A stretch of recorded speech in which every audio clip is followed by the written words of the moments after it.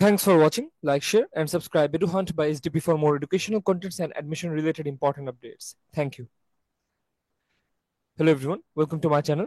আশা করি তোমরা সবাই ভালো আছো এবং সুস্থ আছো। এই ভিডিওতে আইটি অ্যাডমিশনের 2024-25 সেশনের প্রথম মেরিট লিস্ট এবং কিছু ইনস্ট্রাকশন নিয়ে কথা বলবো, যেখানে আজকেই 19 তারিখে, মে মাসের 19 তারিখে তারা তাদের ওয়েবসাইটে যে প্রথম মেরিট লিস্ট বা কল সেটি পাবলিশ করেছে এবং তার পাশাপাশি একটি ফাইনাল মেরিট লিস্টও দিয়েছে, যেখানে সবাই সাবজেক্ট যারা যারা সাবজেক্ট চয়েস দিয়েছে তাদের নাম এবং রোল নম্বর দেয়া।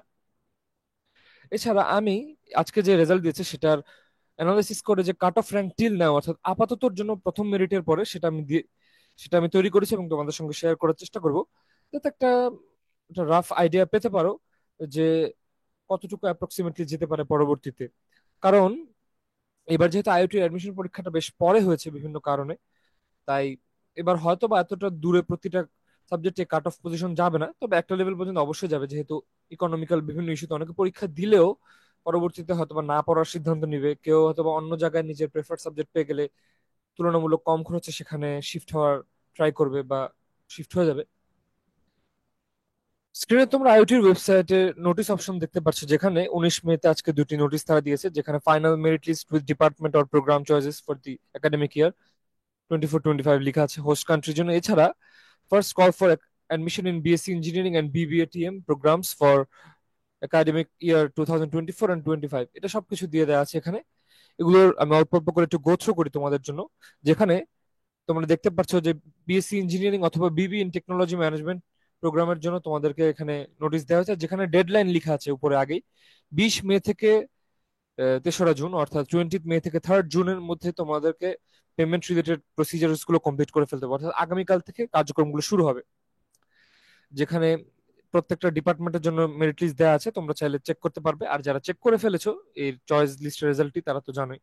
এখানে নোটস হিসেবে বলা আছে residential facility will be given to all full OIC scholarships and partial OIC scholarship students.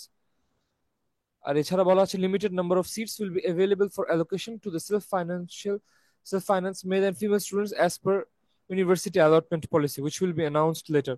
অর্থাৎ মূলত যারা ফুল ফান্ডেড স্কলারশিপ পেয়েছে এবং যারা পার্শিয়াল ওএসসি স্কলারশিপ পেয়েছে তারাই মূলত যে রেসিডেন্সিয়াল ফ্যাসিলিটি বা যে থাকার সুবিধা সেটা পাবে প্রথমে।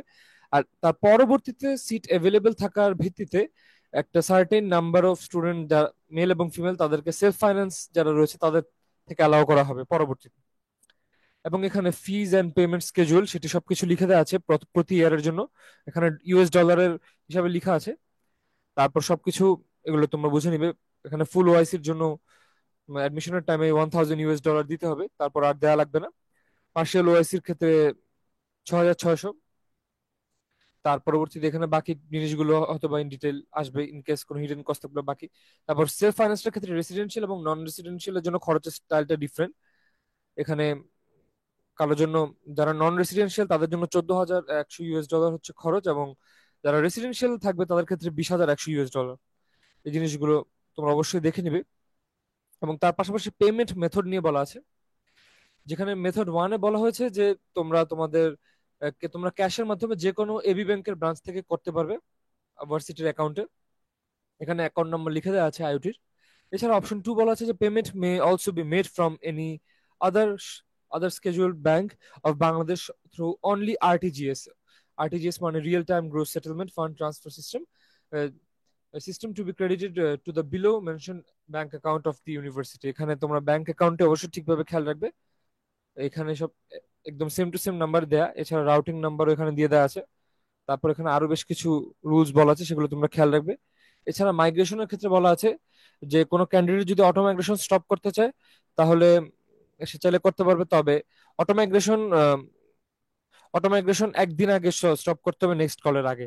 কিন্তু অটো মাইগ্রেশন যদি একবার আবার স্টপ হয়ে যায়, এখানে বলা আছে once auto migration is stopped it can not be restarted. So এই জিনিসগুলো তোমরা অবশ্যই খেয়াল রাখবে যে তোমরা যে সাবজেক্ট চয়েস দিয়েছো সেখান থেকে যেটা পেয়েছো সেটাতেই তোমরা কি স্যাটিসফাইড, নাকি তোমরা আরো উপরের যে চয়েস দিয়েছিলে সেটার জন্য ওয়েট করতে ইচ্ছুক, সেই বিষয়টা অবশ্যই তোমরা বুঝে শুনে সিদ্ধান্ত নেবে। এছাড়া এখানে বলা হয়েছে যে before the final registration within 2 PM, এখানে তোমাদেরকে কত টাকা দিতে হবে এবং রিফান্ডেড অ্যামাউন্ট গুলো লেখা আছে। তারপর last Friday before the start of class within 2 PM, মানে এখানে রিফান্ডের মূলত একটা চার্ট দেওয়া আছে যে কখন কত পার্সেন্ট রিফান্ড পাবে, আবার কোন কেসে যখন ক্লাস শুরু হয়ে গেলে তোমরা কোনো রিফান্ড পাবে না, সেই জিনিসটাও তুলে ধরা আছে এখানে, এগুলো তোমরা অবশ্যই দেখে নিবে। এবার আমি তোমাদের সঙ্গে আরো বাকি জিনিসগুলো একটু শেয়ার করে নিই, যেখানে আমি এখানে তোমাদেরকে, তোমরা যদি নিয়মের কথা দেখো, এখানে তোমরা ফাইনাল মেরিট লিস্টে দেখতে পারবে যে এখানে কে কোন সাবজেক্ট চয়েস দিচ্ছে, সেগুলো সবকিছু দিয়ে দেওয়া আছে। যে কে কে কোন সাবজেক্টের জন্য চয়েস দিয়েছে, কোন র্যাঙ্কে, সেগুলো সবকিছু এখানে লেখা। তারপর বাকি জিনিসগুলো তাদের রুলস এর বলা আছে, তোমরা সব লিঙ্কগুলোতে ক্লিক করে নিবে। এবার তোমাদের সঙ্গে আমি প্রতিটা সাবজেক্টেরই কাট অফ পজিশন আপাতত যেটা আমি সেটা শেয়ার করতে চাই। এবার তোমাদের সঙ্গে সেই কাট অফ পজিশন গুলো একটু আলোচনা করে নিই, যেটা অ্যানালাইসিস করে বের করেছি সার্চ করে। এখানে ফুল ওআইসি স্কলারশিপের ক্ষেত্রে র্যাঙ্ক 1 যে হোল্ড করেছে তাকে সিএসসি ওআইসি এর ফুল ফুল স্কলারশিপ দেওয়া হয়েছে। এছাড়া র্যাঙ্ক 2 বা সেকেন্ড র্যাঙ্ক যার, তার ক্ষেত্রে ট্রিপলি ওআইসি এর ফুল স্কলারশিপ দেওয়া হয়েছে।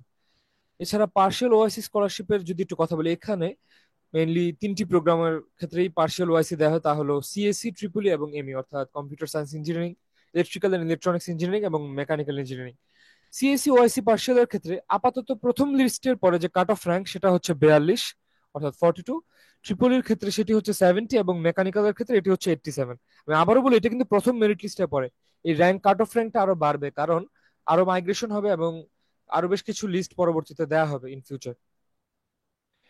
এছাড়া যে সেলফ ফাইন্যান্স স্কিম, সেখানে আমি যদি একটু কথা বলি, অফার প্রোগ্রামের ক্ষেত্রে কাট অফ র্যাঙ্ক যদি বলি প্রথম মেরিট লিস্টের পরে, তো সিএসসির ক্ষেত্রে আপাতত কাট অফ র্যাঙ্ক রয়েছে 285, ট্রিপলির সেলফ ফাইন্যান্সের বেলায় রয়েছে 389, মেকানিক্যাল ইঞ্জিনিয়ারিং এর বেলায় 477, সিভিল ইঞ্জিনিয়ারিং এর বেলায় 598, এসডব্লিউ অর্থাৎ সফটওয়্যার ইঞ্জিনিয়ারিং এর বেলায় 412, আইপি অর্থাৎ ইন্ডাস্ট্রিয়াল এন্ড প্রোডাকশন ইঞ্জিনিয়ারিং এর বেলায় 645 এবং বিবিএটিএম অর্থাৎ বিবিএ ইন টেকনোলজি ম্যানেজমেন্টের ক্ষেত্রে 703 অর্থাৎ 703। আপাতত এই কাট অফ র্যাঙ্কটি তারা দিয়েছে। এই কাট অফ র্যাঙ্ক আরো বাড়তে পারে যখন মাইগ্রেশন হবে, অনেক অন্যান্য জায়গায় শিফট হয়ে যাবে বা চলে যাবে এবং মেরিট লিস্ট আরো দিতে থাকা হবে।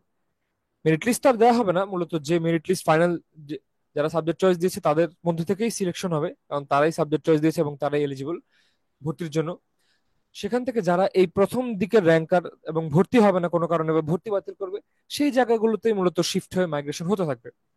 তো এই ছিল ওভারঅল কথাবার্তা আইওটি অ্যাডমিশন নিয়ে। ভিডিওটি ভালো লাগলে তোমরা অবশ্যই লাইক করবে। আইওটির অ্যাডমিশনে যারা এনথুসিয়াস্টিক, তোমাদের ব্যাচমেটের মধ্যে বা ইনফরমেশন আগ্রহী ছিল তাদেরকে অবশ্যই শেয়ার করে দিবে। এছাড়া আমি আমার চ্যানেলে এর আগেও আইওটি অ্যাডমিশন নিয়ে ভিডিও বানিয়েছি এবং আমার চ্যানেলে আগের একটা ভিডিও পাবে যেখানে যেখানে আমি আইওটির যে প্রতিটি সাবজেক্টের যে লাস্ট কাট অফ র্যাঙ্ক বিগত কয়েক বছরের, 4 থেকে 5 বছরের, সেগুলো আমি একদম ইন ডিটেল তুলে ধরেছি। যেখানে 2017, 18 বা 18, 19 থেকে শুরু করে 22-র সেশন পর্যন্ত ডিটেল আপডেট রয়েছে। সেই ভিডিওটা অনেকে দেখছে। তোমরাও যারা এখনো কাট অফ পজিশন একটু ধারণা নিতে চাও বা আইডিয়া পেতে চাও, তারা চাইলেই আমার চ্যানেলে যে তোমরা আইওটি লিখে সার্চ দিলে কয়েকটা ভিডিওর মধ্যে সেটা পেয়ে যাবে। দেখাবো অন্য কোনো ভিডিওতে। ততদিনের জন্য তোমরা সবাই অবশ্যই ভালো থাকবে এবং সুস্থ থাকবে। ধন্যবাদ সবাইকে।